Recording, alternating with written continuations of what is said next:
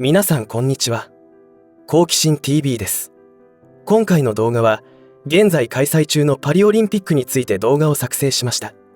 今回のオリンピックについてはすでにネット上で様々な話題を呼んでおりますが、皆さんはどのように感じていますでしょうか。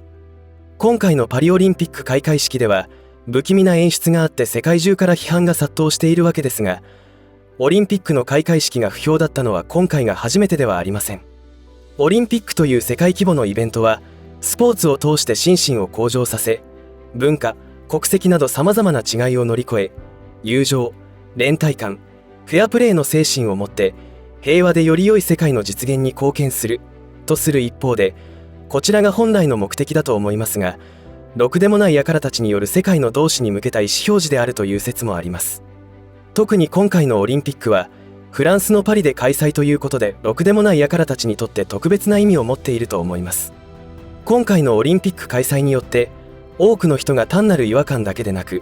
世界がいかに異常な状態になっているかの気づきにつながるのではないかと思います。ぜひ最後までご視聴ください。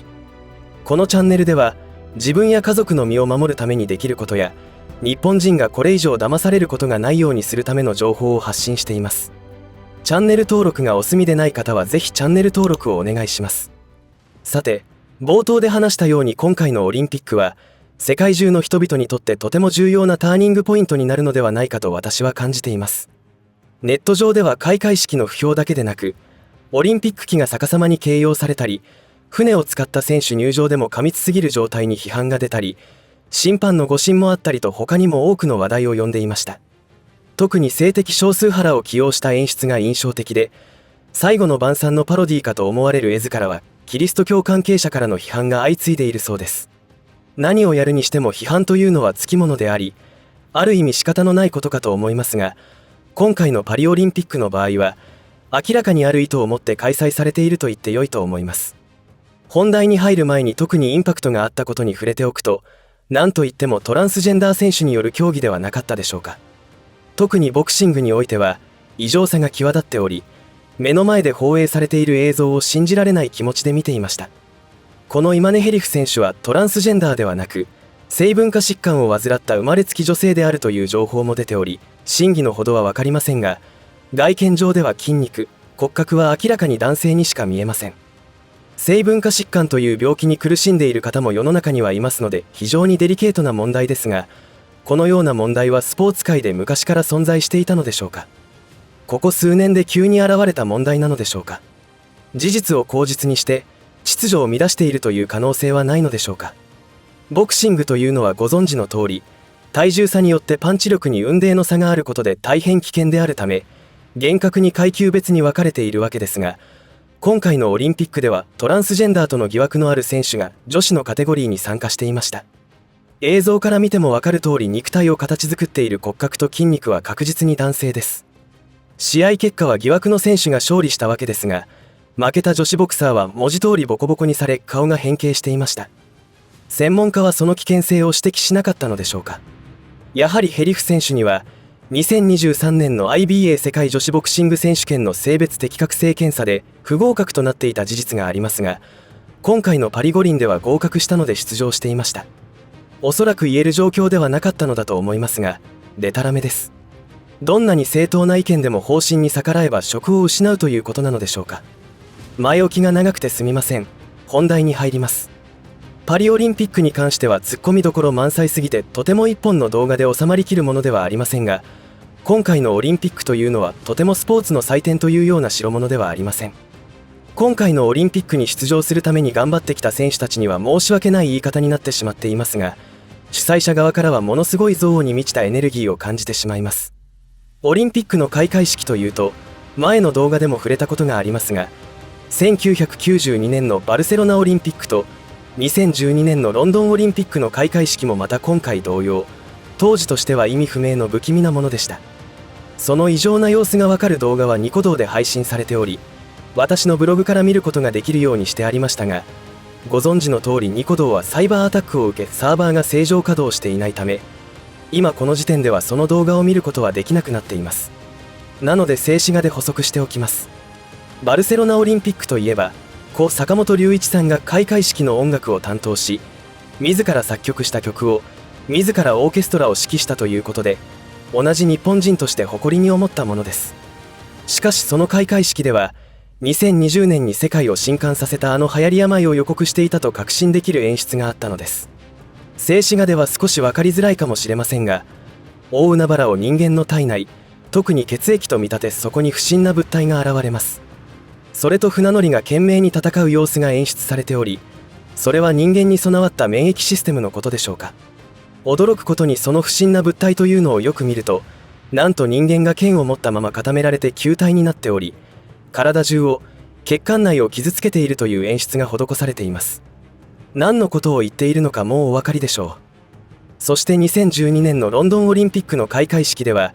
医療関係者とみられる男女が病院のベッドらしきものの周りで踊っています。ダンスが終わるとカメラは、そのベッドに熟睡している子供たちをフォーカスします。しばらくすると黒い怪しいものが現れ、子供たちに襲いかかります。大きな悪魔のような怪物が子供に何か撃とうとしています。これらのことは、当時会場にいた観客には何をしているかさっぱり意味がわからないことだったと思います。2020年の世界的混乱を目の当たりにした後に、当時の映像を見て初めて背筋が凍る思いをすることになりました。これらの映像は、こちらのプラットフォームに投稿できませんので、私のブログで見ることができるようにしておきます。リンクは概要欄に貼っておきますので、ぜひご覧ください。これらのことから考えられるのは、オリンピック協会もやはりろくでもない輩たちの支配下にある可能性があるということです。考えてみれば、オリンピックの復興が決められた後、第1回目として開催されたアテネオリンピックが1896年ですから、その時からすでにろくでもない輩たちによる支配が始まっていたと推察されます。少なくともバルセロナとロンドンで開催されたオリンピックの開会式の演出は、私にははっきりとした意図を感じますし、とても偶然とは思えません。旧約聖書が創造主による人間に対する予言とするなら、彼らは自らが神のような存在であることを信じて疑わないわけですから、映画やオリンピックなどのイベントを通して予言をし、旧約聖書の記述内容が全て現実になっていることにもあやかって、自らの発信する予告を計画として実行しているということなのかもしれません。ちなみにろくでもない輩たちの歴史を紐解くと、彼らの存在が勢いを増したきっかけになったのがフランス革命だという説があります。フランス革命は市民による革命だというのが学校で教えられていることだと思いますが、実はろくでもない輩たちが当時のフランスを支配していたルイ16世が築いていた体制を市民を利用して手に入れたというのが実態です。フランス革命とはフランス王国で1789年7月14日から1795年8月22日にかけて起きた市民革命だとされていますが、あのろくでもない輩たちの組織がスタートしたのは1776年であり、その勢力はいきなり確固たる地位を築いたものではなかったと思われ、その支配力が大きく成長するきっかけになったのがフランス革命という説は、時系列的に考えてもしっくりくると思います。それは前の動画でも触れましたが、あの組織が作られたのが1776年5月1日であり、それは1931年に発行されたアメリカのシンドル紙幣にも描かれていますし、フランス人権宣言にもその影響力が証明できるシンボルが刻印されています。彼らは常に世界に向けてその力を見せつけるようなことを行いますから、分かりやすいといえば分かりやすいことになっています。先ほど述べたように、過去のオリンピックの開会式で世界に向けて見せつけたあの演出は、2020年に起きたあの世界的混乱の予告であったのではないかという可能性が考えられるようになりましたし、そのことによってろくでもない輩たちの存在と謀略の存在に対して半信半疑だった人たちが一定数覚醒したのだと思います。では今回のパリオリンピックの開会式で見せたあの演出にはどんな意味があるというのでしょうか。皆さんが考える可能性について概要欄に記入することでシェアしてほしいと思います。マリー・アントワネットが自らの首を抱えて立ちすくむというあの演出は、ろくでもない輩たちが仕掛けた謀略によって成し遂げた一つの成果としての自慢だったのでしょうか。そしてフランス革命によって多くの方々が信じている庶民の人権を勝ち得たというのは、勘違いしているとあざけ笑っているということなのでしょうか。自由、平等、博愛の実現を信じた多くの人たちが選択した世界というのは、およそ創造主が教えている平等とは程遠い混乱した世界の実現だったということを示唆しているのかもしれません。さらにはフランス革命によって王による支配が市民の手によって終了をしたという事実は、世界中にまだ存在する王などによる支配が残る国家の存在を否定するということを暗示しているのかもしれません。つまり国家を否定し世界統一政府のようなものを暗示しているなどの見方もできます。先ほど取り上げたトランスジェンダーと言われている選手の参加による競技の混乱を世界中に知らしめることで、ろくでもない輩たち自身の力を誇示していたとも解釈できます。しかし今後の世界の動きというのは彼らが考える目論見とは逆に作用していくようにしか私には思えません。世界中のほとんどのまともな人たちは今回のオリンピックを見て違和感を感じたことでしょうし、それはアメリカ国内の混乱ともラップしているように感じますし、結果として覚醒に向かう人々が急増すると思います。残念ながら世界中の人々を洗脳するために存在しているテレビや新聞を通じて発信される情報の多くには何かメッセージが含まれていることが多いと思います。そのような悪意に騙されず、彼らが何をしようとしているかの意図を汲み取りながら利用するのが賢い付き合い方だと思います。そのような視点からパリオリンピックで感じる違和感とは何かを探りながら観戦するのも一つの楽しみ方かもしれません。いかがだったでしょうか。この世界には多くの人々が平和に暮らすことができるという秩序をあえて破壊することに生きがいや使命感を抱いている勢力があります。そのような考え方を性善説を信じる人たちからは陰謀論者というレッテルを貼られるわけですが、歴史を遡れば至る所に謀略や陰謀が存在していることは事実であり、企業内の出世争いにもそれは存在しています。先日の動画でも話しましたが、